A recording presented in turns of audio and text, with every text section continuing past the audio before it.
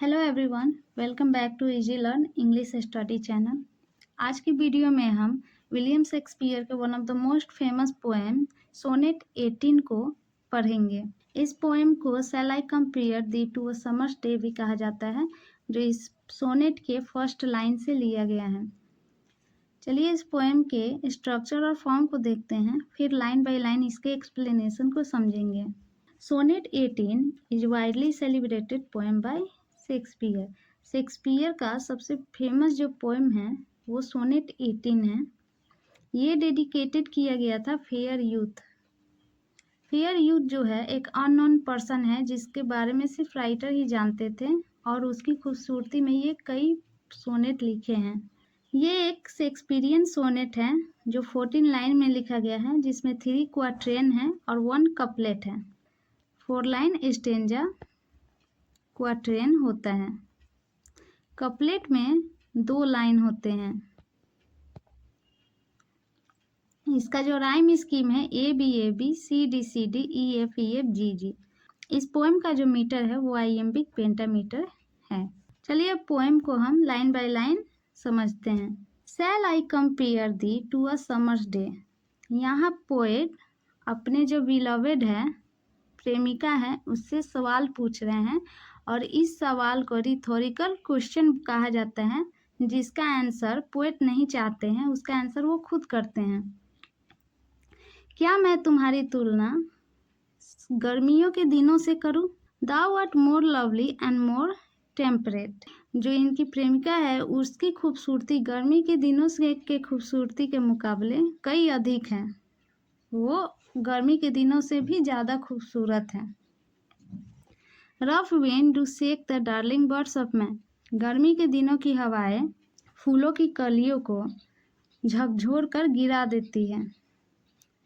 And summer lease hath all too short a date. और गर्मी का मौसम भी बहुत कम समय के लिए आता है। Some time too hot the eye of heaven shines. कभी कभी स्वर्ग की आंखें बहुत गर्म हो जाती है। यहाँ स्वर्ग की आंख क्या है? सन है। राइटर सन को आई ऑफ हेवन बोल रहे हैं कि जो गर्मी का दिन है उसमें सन काफ़ी गर्म हो जाता है, जिससे कि लोग परेशान हो जाते हैं। And often is his gold complexion deemed. और अक्सर उसकी जो गोल्ड कम्प्लेक्सन है, जो सुनहरा रंग है, वो धीमी पड़ जाती है, कम हो जाती है, क्योंकि वो बादलों से ढक जाता है। यहाँ पे सूरज की बात हो रही है। And every fair from fair some time decline. दुनिया की सुंदर से सुंदर चीज का अंत हो जाता है। बाई चांस और नेचर चेंजिंग कर्स अनट्रिम्ड। दुनिया की खूबसूरत से खूबसूरत चीज का एक ना एक समय अंत होना ही है।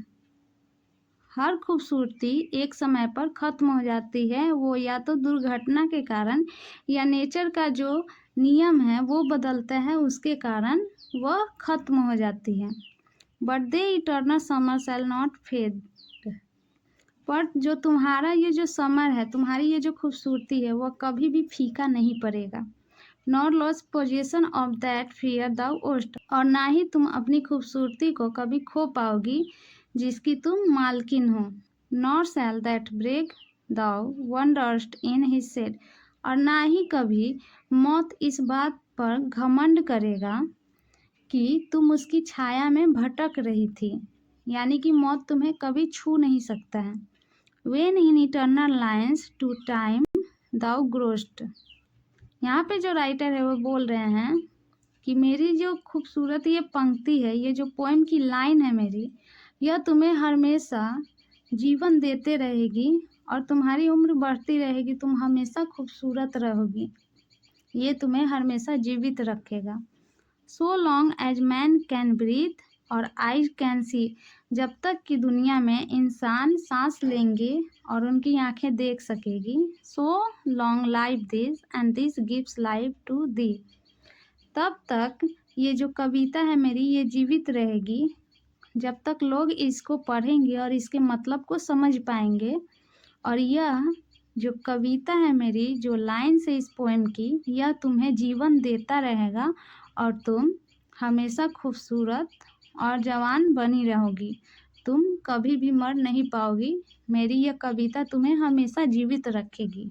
तो फ्रेंड्स, यहाँ हमारा shall I compare thee to a summer's day का एक्सप्लेनेशन खत्म होता है। इस पोएम को हमने लाइन बाय लाइन समझा और पढ़ा है। आई होप कि आपको ये वीडियो अच्छी लगी। अगर वीडियो अच्छी लगी हो तो प्लीज़ लाइक करिए और चैनल को सब्सक्राइब करिए। साथ ही इस वीडियो को ज़्यादा से ज़्यादा शेयर करिए, जिससे ज़्यादा से ज़्यादा लोग इसे देख पाएँ और इससे बेनिफिट ले पाएँ। So thank you very much for watching. मिलते हैं हम अपने नेक्स्ट वीडियो में।